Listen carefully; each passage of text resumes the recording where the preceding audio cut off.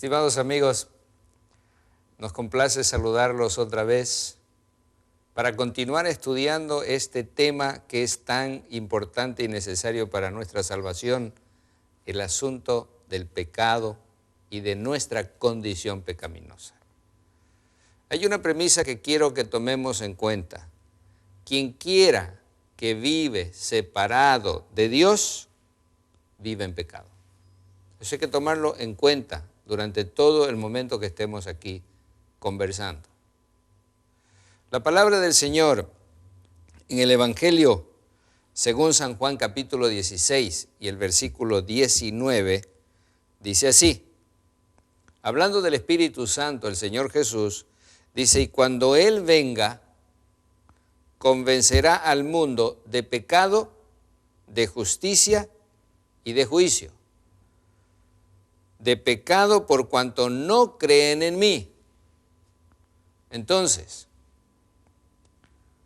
el Espíritu Santo es el que nos convence de pecado, pero especialmente cuando no creemos en Jesús. Y al no creer en Jesús, lógicamente, no vamos a estar con Él. Entonces, nosotros tenemos que entender, el apóstol San Pablo escribiendo a los Romanos en el capítulo 14, versículo 23, en la última parte dice, todo lo que no proviene de fe es pecado. Y si nosotros no creemos en Jesús, por supuesto que no vamos a tener fe en Él, estamos en pecado. Es un asunto muy lógico. Si estamos separados de Dios, nuestras acciones están cargadas de egoísmo. Que nosotros hagamos buenas cosas, pero esas buenas cosas no tienen un móvil que sea el amor de Dios. Porque si estamos separados de Dios, entonces no es el amor de Dios el que nos impulsa a la acción. Y el Señor Jesús dijo, si me amáis, guardad mis mandamientos.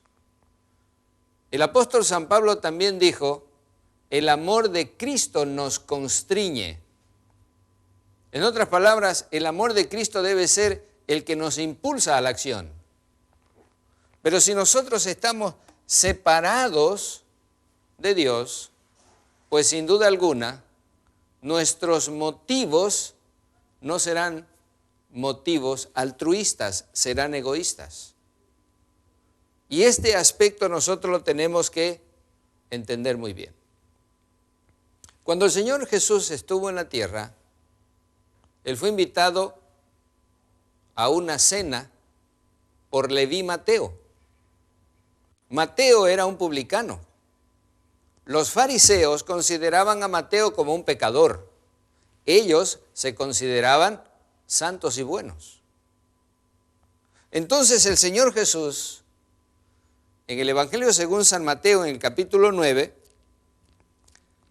Él dijo algunas palabras que sin duda pueden ayudarnos a entender este aspecto, porque los fariseos, que se creían los hombres más santos de la tierra, aquí capítulo 9, versículos 10 al 13, dice, aconteció que estando él sentado en la mesa en la casa, muchos publicanos y pecadores que habían llegado se sentaron juntamente a la mesa con Jesús y sus discípulos.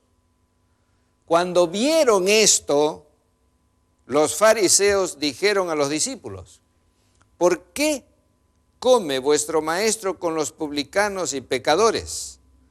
Al oír esto, Jesús les dijo, los sanos no tienen necesidad de médicos, sino los enfermos. Id pues y aprended lo que significa misericordia quiero y no sacrificios, porque no he venido a llamar a justos, sino a pecadores al arrepentimiento. Mis amigos, este es un asunto vital, de suma importancia. Quien quiera que viva separado de Dios, vive en pecado. Los fariseos pensaban que por ellos estar portándose bien, cumpliendo las reglas, ya estaban expeditos, preparados 100% para la salvación. Pero el Señor Jesús les dijo, cuidado, los pecadores, los publicanos, las rameras van delante de vosotros, porque ellos se sienten pecadores y entonces sienten la necesidad de venir y unirse conmigo.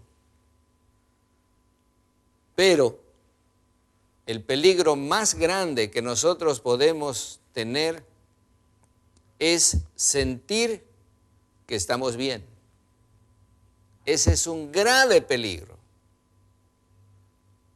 Porque, como ya mencionamos en algún momento, puede ser que nosotros tengamos una voluntad muy fuerte y nosotros nos portemos bien, pero puede ser que los motivos que nos lleven a portarnos bien no sean el estar unidos con Jesús.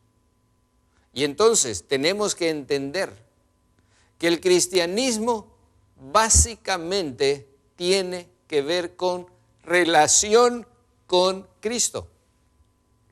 Y si no tenemos esa relación con Cristo, entonces podemos estar haciendo cosas positivas, pero no necesariamente esas cosas positivas serán producto de nuestra vida de salvación.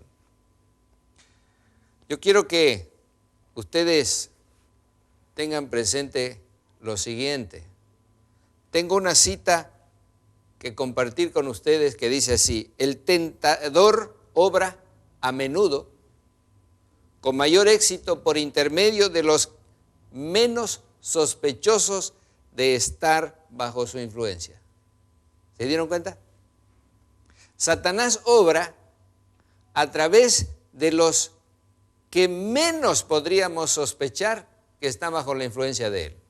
Y sigue diciendo esta cita: muchas personas cultas, de modales afables, que no cederían a lo que suele llamarse actos inmorales, son brillantes instrumentos de Satanás. Qué peligro, ¿verdad? Qué peligro.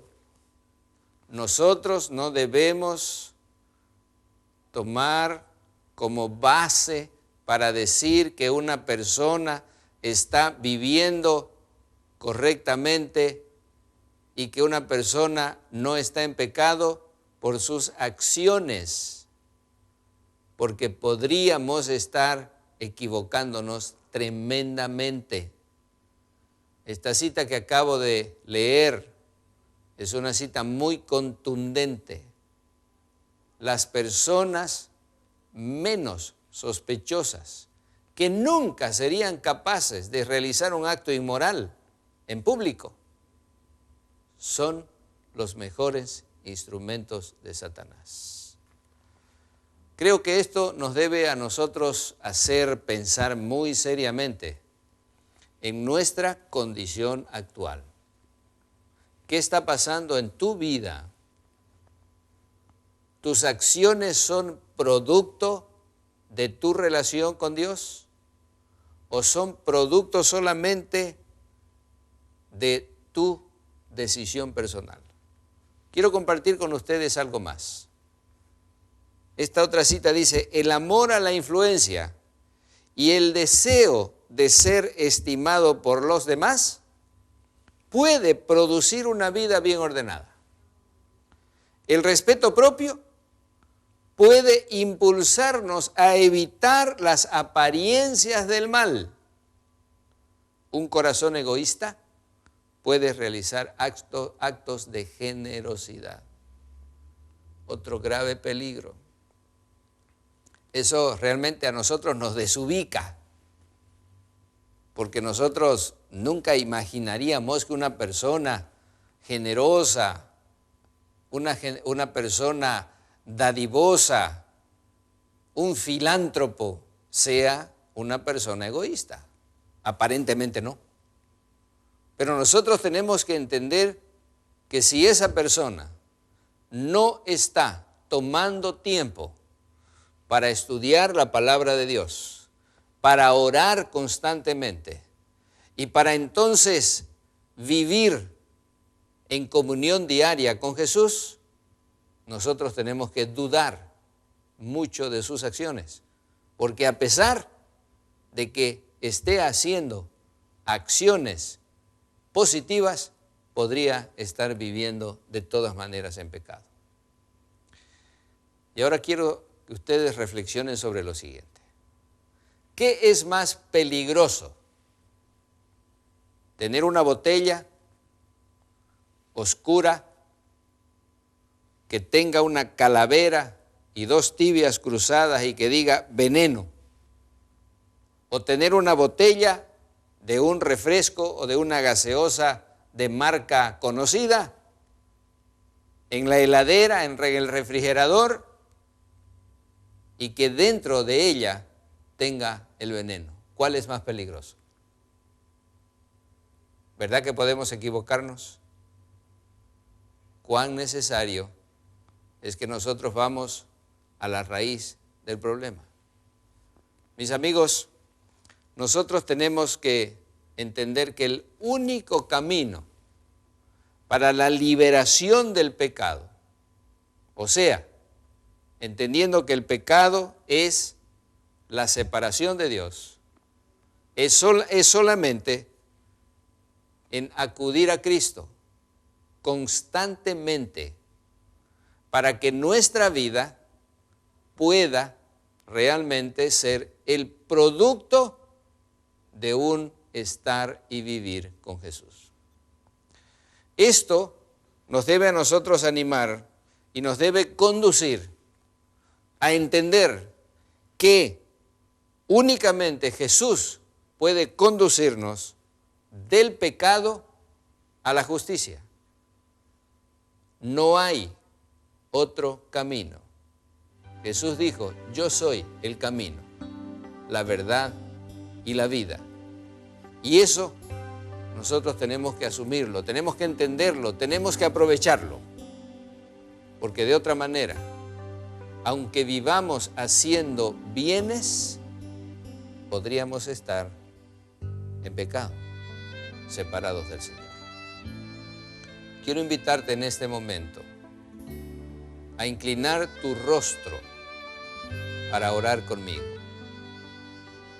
para que esta verdad pueda quedar grabada en tu mente y que el Espíritu Santo te ayude y te guíe para comunicarte y estar en comunión con Jesús. Oremos juntos. Nuestro Padre y Dios, muchas gracias por esta verdad tan maravillosa. Queremos vivir contigo, no queremos vivir en pecado. Por lo tanto, ayúdanos a tomar tiempo diariamente para estar comunicados contigo, para permanecer en ti y que la oración y el estudio de tu palabra sean prioridad en nuestra vida y en nuestro programa diario. Lo pedimos humildemente en el nombre de nuestro Señor Jesús. Amén.